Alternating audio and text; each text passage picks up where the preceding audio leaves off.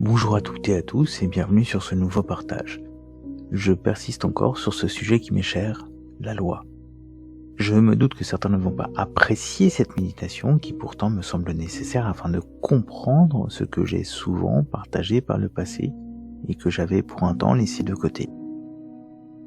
Nous pouvons en effet parler de Christ, mais parfois sans réellement nous rappeler de ce que cela implique pour notre vie. En effet, le témoignage que nous donnons au monde ne devrait jamais, et je le dis pour moi aussi au passage, être édulcoré. Que cela soit pour avoir la paix dans nos vies, pour éviter un conflit, l'amour n'a pas ce genre de comportement, car il est dans la vérité, et s'affranchit donc des idées préconçues, car il ne veut pas d'une paix illusoire, mais de ce qui se trouve dans l'éternité, à savoir la présence du Créateur.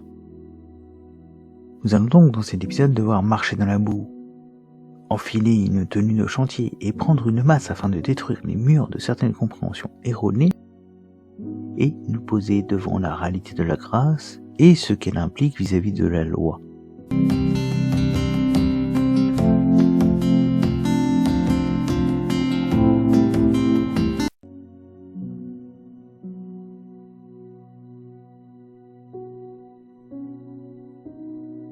Je suis un peu joueur. Je n'ai pas mis à la fin de l'introduction la véritable question qui va nous occuper. Mais avant d'y arriver, je vais vous proposer une petite illustration. Prenons un bourgeon sur un arbre qui se meurt. Sa destination ne peut être que la mort, et nous le savons tous en raison des lois qui régissent notre univers. Mais une main aimante passe, prend ce bourgeon et le greffe sur un arbre bien vivant qui produit du fruit. Que va-t-il donc advenir ? La loi de ce nouvel arbre ne va-t-elle pas, par la nourriture de la sève, amener le bourgeon à éclore et produire à son tour du fruit ? La loi de mort initiale a donc été effacée et ce bourgeon n'est donc plus sous la première loi qui le destinait à la mort, n'est-ce pas ? Cela efface-t-il au passage de l'univers la loi de mort ? Cela permet-il au bourgeon de dire qu'il n'y a plus de loi en cours ? Ou bien devons-nous comprendre que ce bourgeon découvre ainsi une nouvelle loi et ses effets qu'il ne connaissait pas auparavant, une loi à laquelle il a été rendu participant par une pure grâce. Cette image résume le propos que nous allons avoir, car elle fait partie d'une discussion qui ne cesse d'avoir lieu depuis que les nations ont pris plus de place dans l'Église que le restant du peuple d'Israël en son sein. Alors, de quelle loi parlons-nous ? Combien y en a-t-il ? Noé, Moïse, le péché, celle de Dieu ? Il y a un grand tri à faire dans toute cette histoire afin de comprendre toute cette histoire de loi, son but, ses effets, mais aussi à qui elle se destine. Nous allons donc nous pencher dans cette méditation sur un sujet qui ne plaît pas à beaucoup de monde, la loi. Mais tu diras, les branches ont été retranchées, afin que j'y fusse hanté. C'est bien dit. Elles ont été retranchées à cause de leur incrédulité, et tu es debout par la foi. Ne t'élève donc point par orgueil, mais crains. Car si Dieu n'a point épargné les branches naturelles, prends garde qu'il ne t'épargne point aussi. Considère donc la bonté et la sévérité de Dieu, la sévérité sur ceux qui sont tombés, et la bonté envers toi, si tu persévères en sa bonté, car autrement tu seras aussi coupé. Et eux-mêmes aussi, s'ils ne persistent point dans leur incrédulité, ils seront hantés, car Dieu est puissant pour les hanter à nouveau. Car si tu as été coupé de l'olivier qui de sa nature était sauvage, et tu as été hanté contre la nature sur l'olivier franc, combien plus ceux qui le sont selon la nature seront-ils hantés sur leur propre olivier ?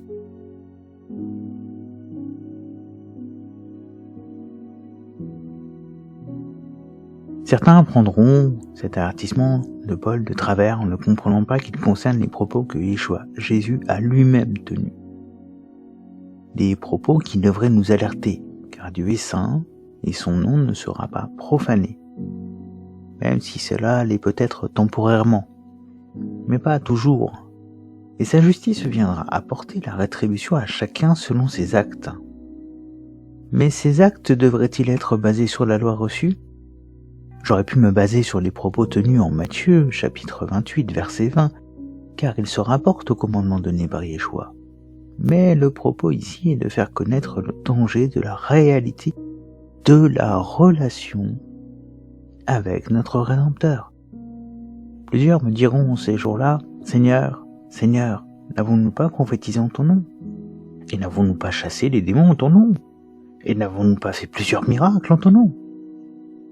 Mais je leur dirai tout ouvertement, « Je ne vous ai jamais reconnu, retirez-vous de moi, vous qui vous adonnez à l'iniquité. » Quiconque entend donc ces paroles que je dis et les met en pratique, je le comparerai à l'homme prudent qui a bâti sa maison sur la roche.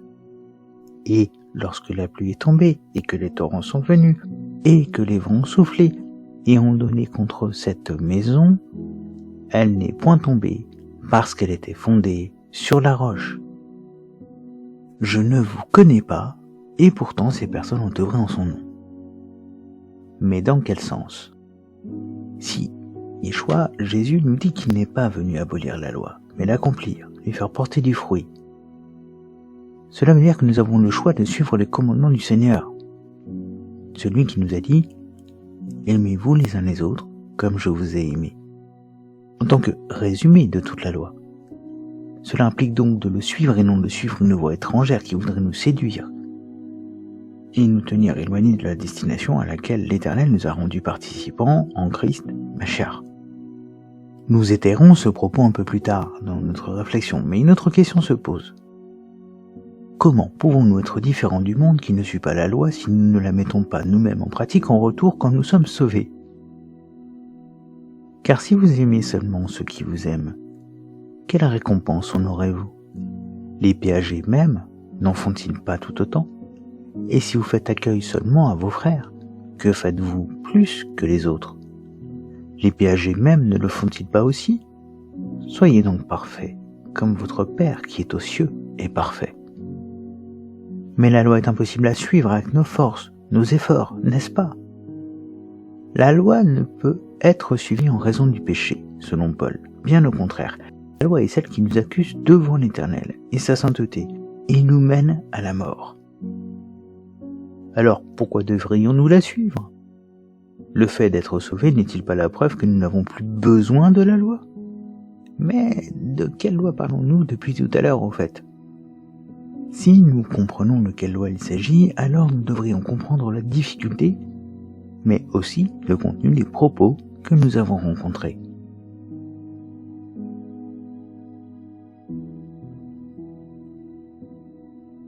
En effet, lorsque nous étions livrés à notre nature propre, les passions pécheresses éveillées par la loi agissaient dans nos membres, de sorte que nous portions des fruits pour la mort. Mais maintenant nous avons été libérés de la loi, car nous sommes morts à ce qui nous retenait prisonniers, de sorte que nous servons sous le régime nouveau de l'esprit, et non sous le régime périmé de la loi écrite. Que dirons-nous donc? La loi est-elle péché? Certainement pas. Mais je n'ai connu le péché que par l'intermédiaire de la loi. En effet, je n'aurais pas su ce qu'est la convoitise si la loi n'avait pas dit « Tu ne convoiteras pas ». Saisissant l'occasion offerte par ce commandement, le péché a produit en moi toutes sortes de désirs.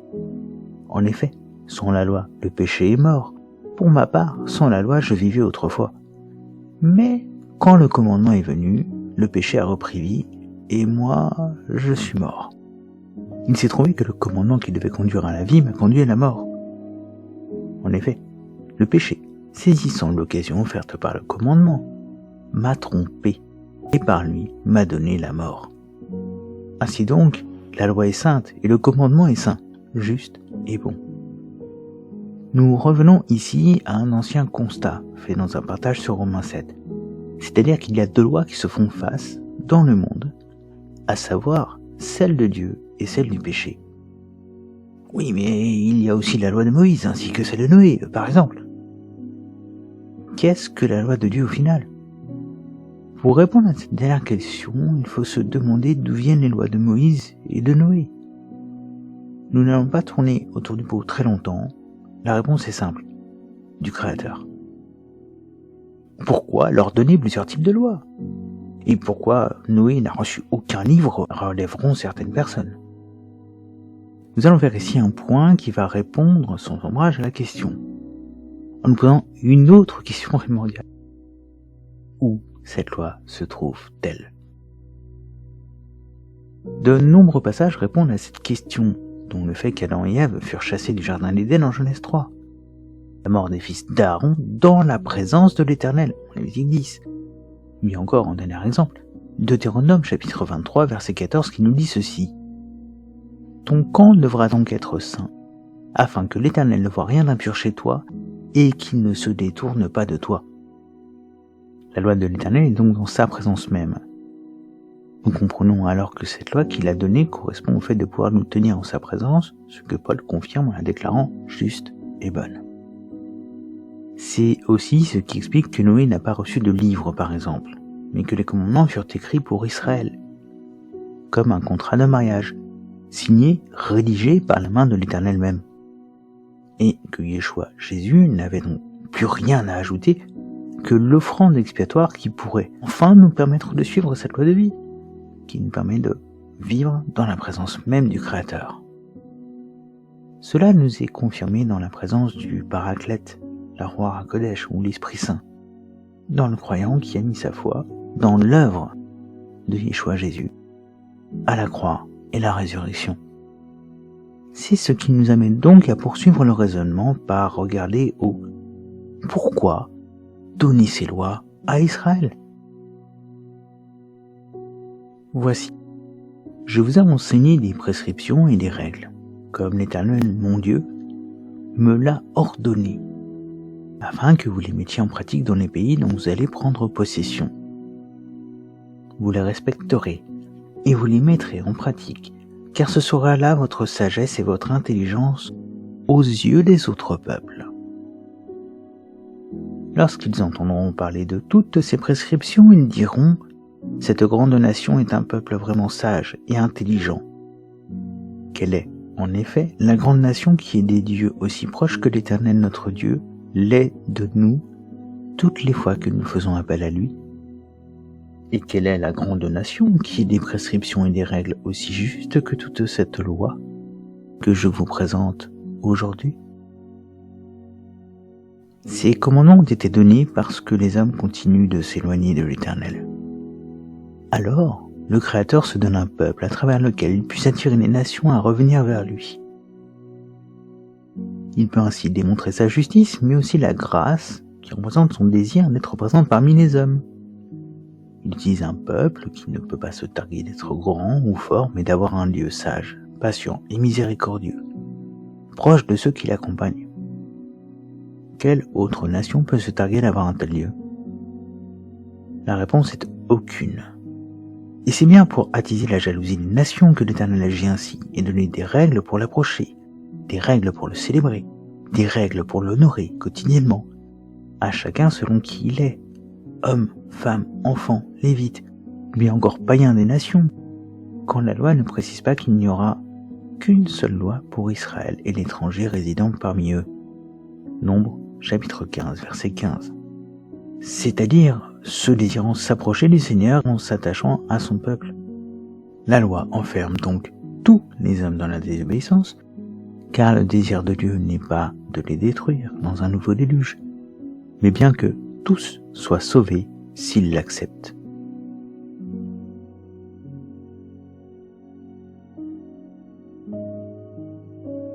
Pourquoi donc encore se poser cette question?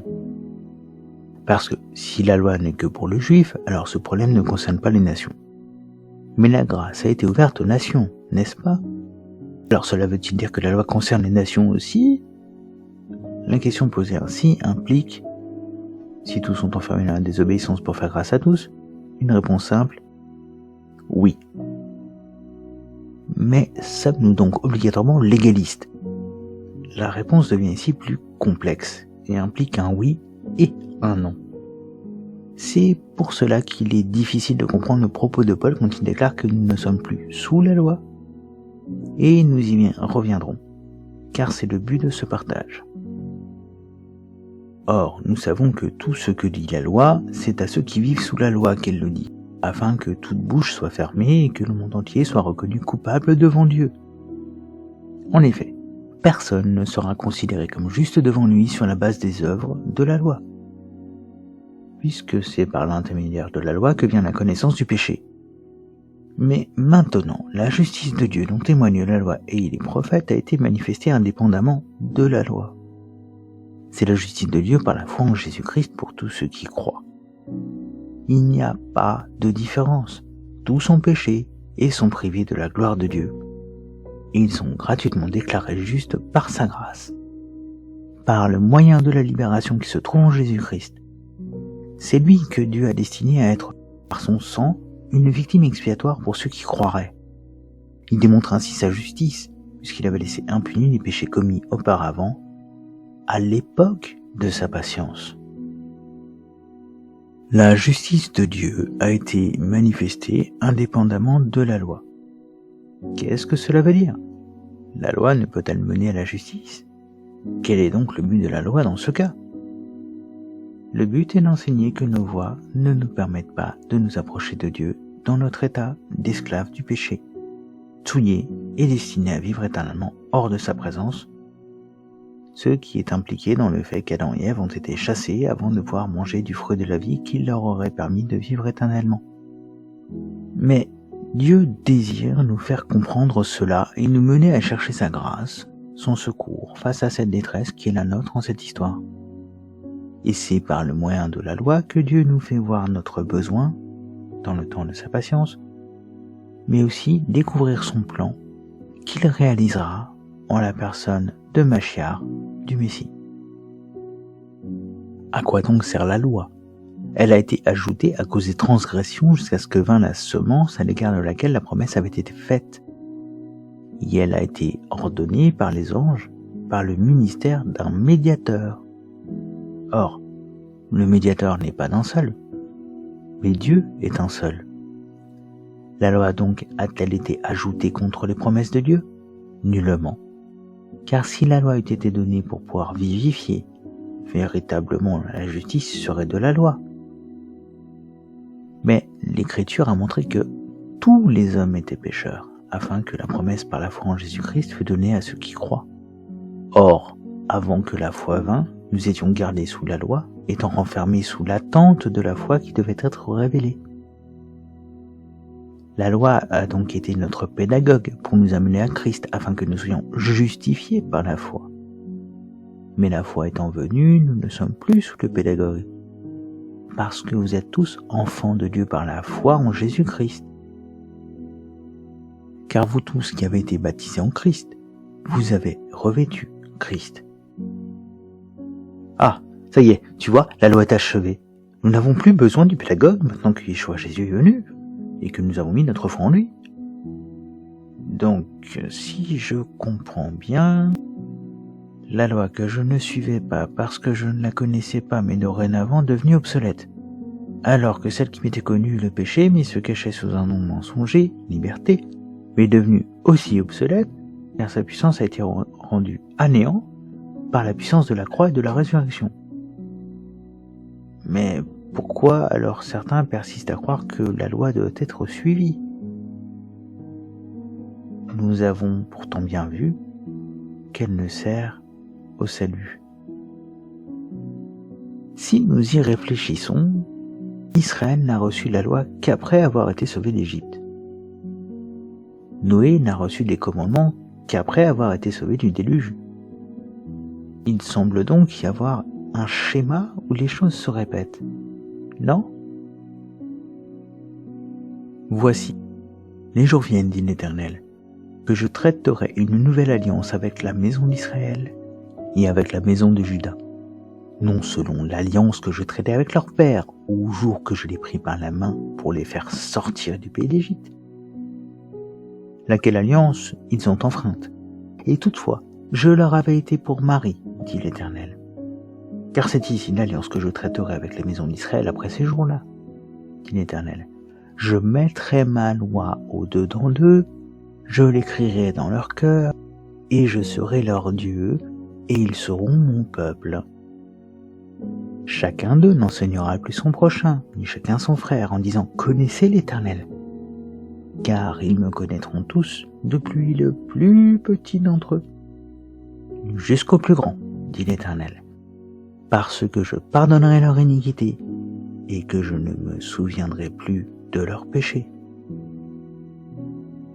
Car c'est ici l'alliance que je traiterai avec la maison d'Israël après ces jours-là, dit l'Éternel. Je mettrai ma loi au-dedans d'eux, je l'écrirai dans leur cœur, et je serai leur Dieu, et ils seront mon peuple. Le peuple de Dieu dispose donc dorénavant de la loi de Dieu dans son cœur. Cela confirme ce que Yeshua déclare sur la Ruach HaKodesh, l'Esprit Saint. Nous sommes donc avec la loi de Dieu en nous par la grâce de l'Éternel, après avoir obtenu son salut et l'effacement de nos transgressions.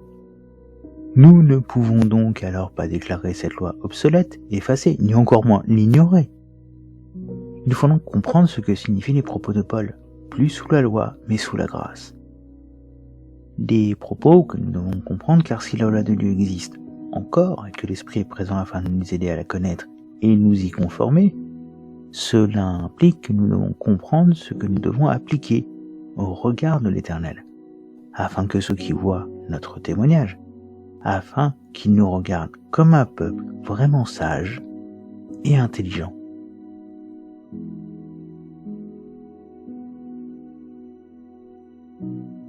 Nous passons enfin au sujet qui nous intéresse. Nous allons revenir pour commencer à l'Épître aux Romains, car Paul décrit le comportement qui nous oblige, mais aussi nous rappelle que la loi a cours et que la grâce n'est pas un sauf-conduit, une autorisation à persister dans les transgressions. Bien au contraire. Que le péché ne règne donc plus dans votre corps mortel pour vous soumettre à lui par ses désirs. Ne mettez plus vos membres au service du péché comme des instruments de l'injustice. Mais au contraire, livrez-vous vous-même à Dieu comme des morts, revenus à la vie, et mettez vos membres à son service comme des instruments de la justice. En effet, le péché n'aura pas de pouvoir sur vous puisque vous n'êtes plus sous la loi mais sous la grâce. Quoi donc ? Allons-nous pécher parce que nous ne sommes pas sous la loi mais sous la grâce ? Certainement pas. Ne savez-vous pas que si vous vous livrez à quelqu'un comme esclave pour lui obéir, vous êtes les esclaves du maître à qui vous obéissez ? Soit du péché qui conduit à la mort, soit de l'obéissance qui conduit à la justice. Mais que Dieu soit remercié. Alors que vous étiez esclave du péché, vous avez obéi de tout cœur au modèle d'enseignement auquel vous avez été confié. Et une fois libéré du péché, vous êtes devenu esclave de la justice. Je parle à la manière des hommes, à cause de votre faiblesse naturelle. De même que vous avez mis vos membres comme esclaves au service de l'impureté et de l'injustice, pourra arriver à plus d'injustice. De même maintenant, mettez vos membres comme esclaves au service de la justice, pour progresser dans la sainteté. En effet, lorsque vous étiez esclave du péché, vous étiez libre par rapport à la justice. Quels fruits portiez-vous alors ? Des fruits dont vous avez honte aujourd'hui, car leur fin, c'est la mort. Mais maintenant que vous avez été libéré du péché, et que vous êtes devenu esclave de Dieu, vous avez pour fruit la progression dans la sainteté et, pour fin, la vie éternelle. En effet, le salaire du péché c'est la mort, mais le don gratuit de Dieu, c'est la vie éternelle en Jésus-Christ, notre Seigneur. Mais que Dieu soit remercié. Alors que vous étiez esclave du péché, vous avez obéi de tout cœur au modèle d'enseignement auquel vous avez été confié. Et une fois libéré du péché, vous êtes devenu esclave de la justice. Je sens bien que ces propos ne vont pas faire plaisir, mais ils doivent être relevés. Nous sommes passés d'esclaves de l'injustice à esclaves de la justice en Christ. Nous sommes donc passés d'une loi de mort à une loi de vie, que nous ne pouvons dès lors pas mettre de côté en la déclarant inadéquate, car c'est par elle que le monde est jugé, et c'est pour elle que nous avons accepté de changer. Sinon, nous n'aurions pas obéi de tout cœur à ce modèle d'enseignement auquel nous avons été confiés. Nous comprenons que les propos de Paul nous engagent sont difficiles à appréhender, doivent donc être abordés avec attention afin de ne pas corrompre la pensée de celui qui les a écrits, ni même de celui qui les a inspirés. Voici donc ce que je dis. Marchez par l'esprit, et vous n'accomplirez pas les désirs de votre nature propre. En effet, la nature humaine a des désirs contraires à ceux de l'esprit, et l'esprit a des désirs contraires à ceux de la nature humaine.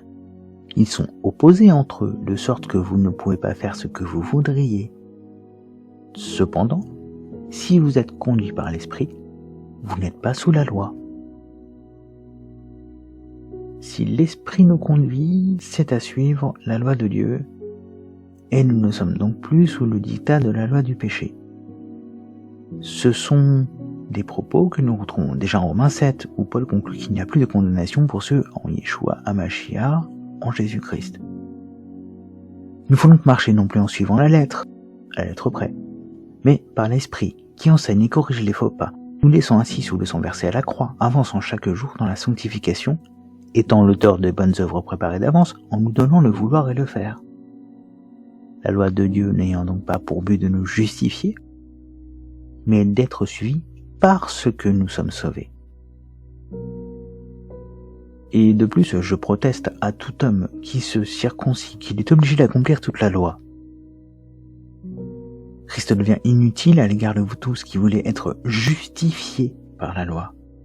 Et vous êtes déchus de la grâce. Mais pour nous, nous espérons par l'Esprit d'être justifiés par la foi. Car en Jésus-Christ, ni la circoncision, ni le prépuce n'ont aucune efficace, mais la foi opérante par la charité. Aucune de nos œuvres, aucune exception ne pourra jamais nous permettre de hacker notre situation dans l'éternité à venir. Quand bien même nous pourrions être proches de la perfection dans notre suivi de la loi, cela ne sera pas suffisant en raison de la dette contractée par la moindre de nos erreurs qui nous salissent et rendent impossible que nous puissions nous tenir dans la présence de l'Éternel. Ce point est vérifiable par le témoignage de la chute en Genèse 3 où il n'a fallu qu'un seul péché pour qu'Adam et Ève soient chassés d'Éden et de la présence du Créateur. Cela veut dire que la loi est immuable et les propos de Paul sont donc à prendre autrement. Car cela n'autorise pas à pécher, bien au contraire, surtout si nous désirons rester crédibles face à ceux qui nous regardent. Avec les Juifs, j'ai été comme un Juif, afin de gagner les Juifs, avec ceux qui sont sous la loi de Moïse comme si j'étais sous la loi, bien que n'étant pas moi-même sous la loi, afin de gagner ceux qui sont sous la loi. Avec ceux qui sont sans loi, comme si j'étais sans la loi, bien que je ne sois pas sans la loi de Dieu, puisque je me conforme à la loi de Christ, afin de gagner ceux qui sont sans la loi. Il existe donc une liberté vis-à-vis de la loi. C'est l'ampleur de la grâce, et elle se situe dans le témoignage, mais tant que ce dernier ne vient pas enfreindre la loi. Paul le déclare en disant « avec ceux qui sont sans loi, bien que je ne sois pas sans la loi de Dieu, puisque je me conforme à la loi de Christ ». Un constat important qui permet de mieux cerner la différence entre la grâce et la loi. La loi nous étant rendue plus accessible par la présence de la Ruach, l'Esprit, en nous, mais aussi nous montrant les limites dans notre témoignage afin de rester dans la vérité. Des propos que nous retrouvons en 1 Corinthiens chapitre 10 versets 24 à 33, que je vous laisse aller lire de votre côté. Mais regardons un dernier point avant de nous atteler à la question qui est sur toutes les lèvres. Dites-moi, vous qui voulez être sous la loi, ne comprenez-vous pas la loi ? En effet, il est écrit qu'Abraham a eu 2 fils, un de la femme esclave et un de la femme libre. Mais celui de l'esclave est né par la volonté humaine, et celui de la femme libre est le fruit de la promesse. Ces faits ont une valeur allégorique, car ces femmes représentent 2 alliances. Une vient du mont Sinaï et donne naissance à des esclaves, d'Agar. En effet, Agar c'est le mont Sinaï en Arabie, et elle correspond à la Jérusalem actuelle qui vit dans l'esclavage avec ses enfants. Mais la Jérusalem d'en haut est libre. C'est elle qui est notre mère. De fait, il est écrit « Réjouis-toi, stérile, toi qui n'as pas eu d'enfant, éclate de joie et pousse des cris de triomphe, toi qui n'as pas connu les douleurs de l'accouchement. En effet, les enfants de la femme délaissée seront plus nombreux que ceux de la femme mariée. Nous, frères et sœurs, comme Isaac, nous sommes les enfants de la promesse. Le Fils né par la volonté humaine persécutait alors celui qui était né grâce à l'Esprit. Et il en va de même maintenant encore. Mais que dit l'Écriture ? Chasse l'esclave et son fils, car le fils de l'esclave n'héritera pas avec le fils de la femme libre. Ainsi, frères et sœurs, nous ne sommes pas les enfants de l'esclave, mais de la femme libre. Ce passage pourrait servir de contrepoint pour aller contre ma compréhension, contre ce que j'apporte actuellement, et pourtant, il ne fait que confirmer ce que la parole dit depuis le début. Nous étions esclaves et sommes devenus libres. Nous étions issus de l'Égypte terrestre, temporaire, et nous rendons dorénavant à la Jérusalem céleste comme destination finale. Cela ne rend pas la loi caduque, car c'est elle, par l'épée en feu postée devant l'entrée de l'Éden, qui empêche notre retour. Alors comment devons-nous appréhender cette liberté ? Par la Ruach HaKodesh, l'Esprit Saint, qui est venu inscrire en nous, faire porter du fruit à cette dernière, mais non plus du fruit pour la mort, mais du fruit pour la vie.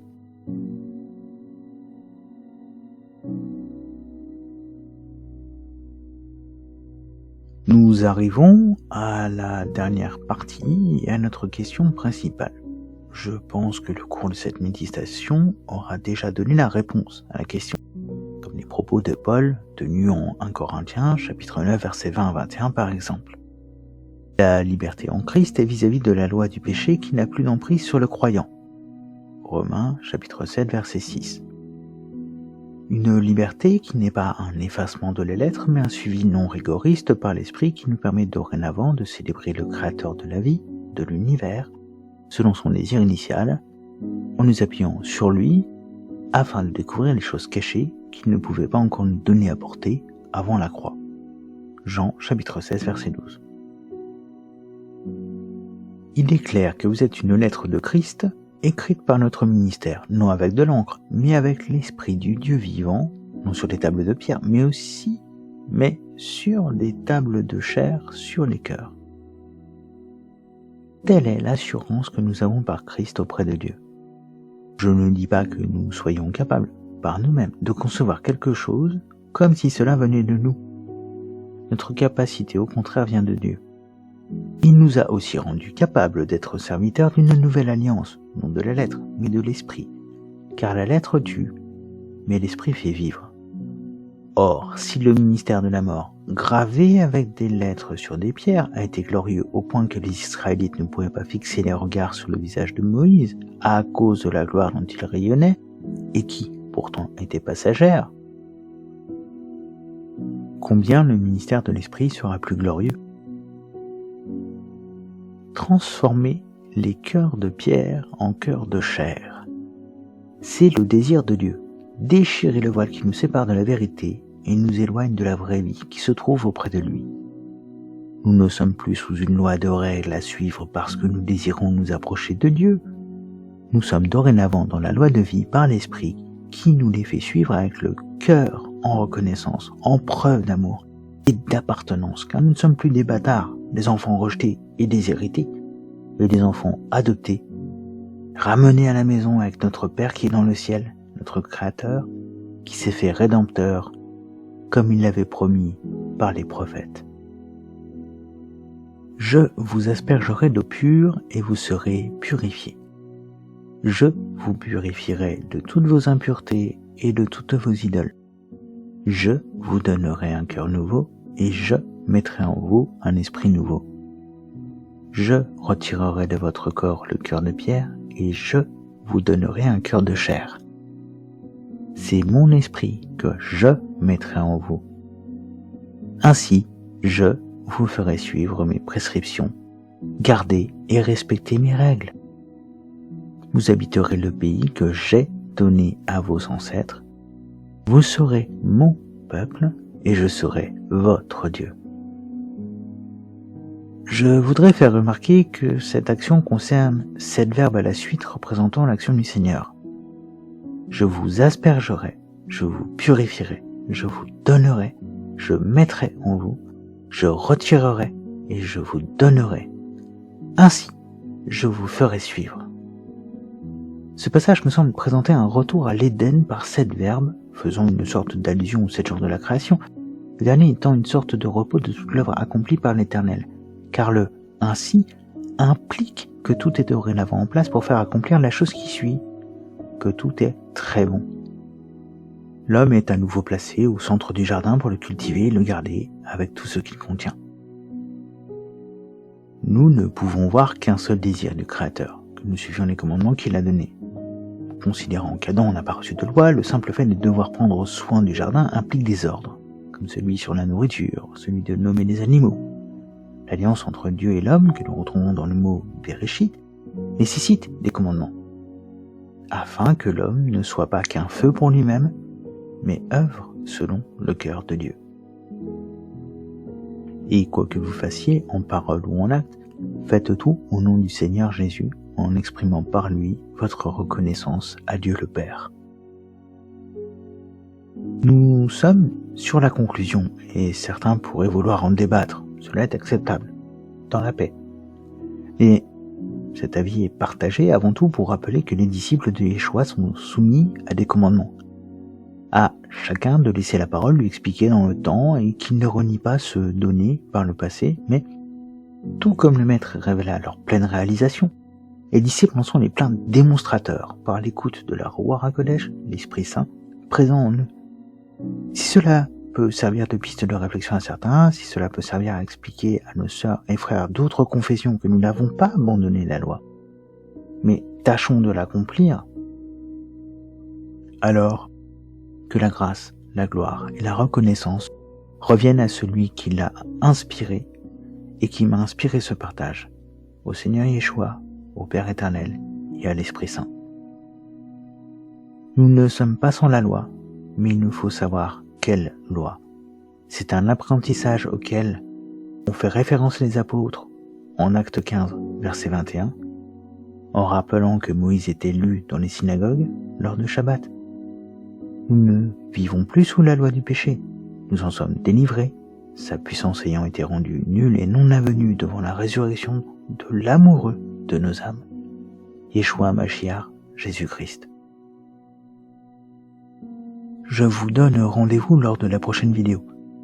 D'ici là, n'hésitez pas à vous abonner pour être tenu au courant de la prochaine sortie, à vous rendre sur le site internet pour y lire d'anciens partages, télécharger les livres mis à disposition, ou laisser un commentaire tant qu'il reste poli, auquel je prendrai le temps de répondre.